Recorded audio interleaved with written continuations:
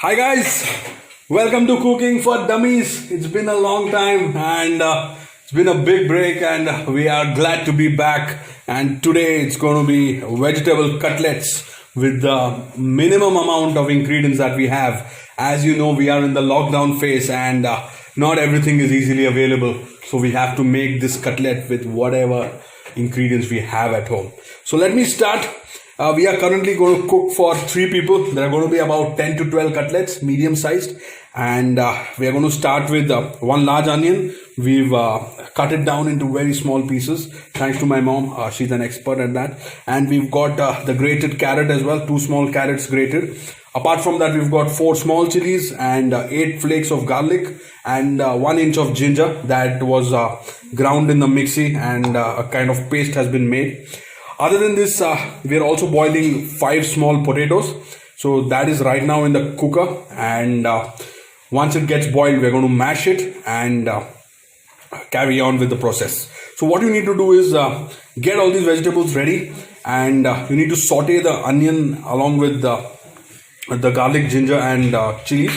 Once that's done, we will mix everything with the mashed potatoes and then carry on with the process. So apart from these things, what you would need apart from this is some maida, so that it's the flour that is necessary to bind the ingredients in the cutlet. And apart from that, it also needs some powdered bread, so that we can get the crispiness. And we've got the powdered bread as well. So what we did is just took the bread and put it into the mixie and ground it to a powder. And it looks something like this. Okay, so we're going to start the process now. Okay guys, like you can see, we've also got the maida flour ready. We mixed it with some water.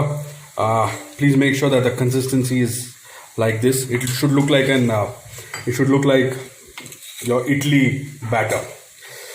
Okay, so what we've done now is sauteed the onion till it becomes golden brown, and then added the carrot as well, and sauteed for about just 1 minute, not much, and turn off the gas. So what we've done now, guys, is we've taken the sauteed vegetables and the mashed potatoes and mixed it up in this bowl. It was about 5 potatoes that we had, and we mashed it and we have mixed it up in this bowl. We've thoroughly mixed it up in the bowl. So just for dummies, how do we get boiled and mashed potatoes, right? So you have to take the potatoes, put it in the cooker and boil it for about 15 to 20 minutes. That is basically 2 whistles and you get mashed potatoes. Voila! Okay, so next thing you have to do is add some salt as per taste. Okay, that's done. Then you need some haldi, that is turmeric powder. Just a pinch of that. Once that is done, you're going to add some red chili powder. This is again, how spicy you want it to be, because we already had the green chili in the paste. So we've put about 2 tablespoons there. Then we've got coriander powder. So all these are the basic spices that we use in our Marwari household. And then we've got the deadly garam masala. So this is again as per taste, and we've added 1 teaspoon here. Once you're done with that, then you need some jeera powder as well. 1 tablespoon of 1.5 tablespoons of jeera powder here. And just for some taste, because we like the taste of lemon, we're going to add 1 full lemon here. So that's what is being done. It's been squashed into this entire mixture. I'm a big lemon fan, and that's why. So this is optional, and only if you want this limey taste, you can add 1 lemon here. But let me tell you, for the best cutlets, you need to do this. And another optional leaf here is the coriander. So we've finely chopped some coriander, and we are dumping it into this now. So we are going to mix this entire thing up and then go to the next part.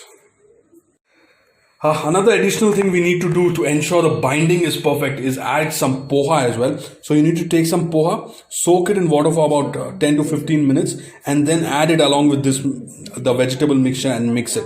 This is to ensure that the consistency of the cutlet is perfect.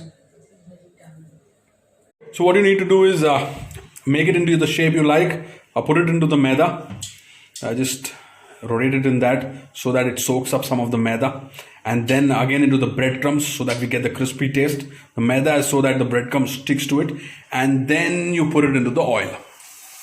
Yes, and so that's how you're going to make the cutlets, and you're going to get some really yummy cutlets out there. I'm just going to go show you the final product now, so you see what you have to enjoy for lunch today. And that's it. Some of the best cutlets that you can make at home during lockdown. Okay, so our cutlet is ready. So this is what we fried and got out of the bowl. This is freshly made cutlets ready. Like I said, there's an option to put it on the tawa as well and just shallow fry it. We are doing that as well. So like you can see, what we've done is put some oil on the tawa and do the same process like you would do in for a deep fry, and just keep turning the patty up and down until it gets roasted. So thanks a lot, guys. This is how you make some cutlets at home during lockdown. And like you know, it is Cooking for Dummies, and I've just started cooking as well. And hope you guys enjoy this video. This is Pratik signing off in Cooking for Dummies.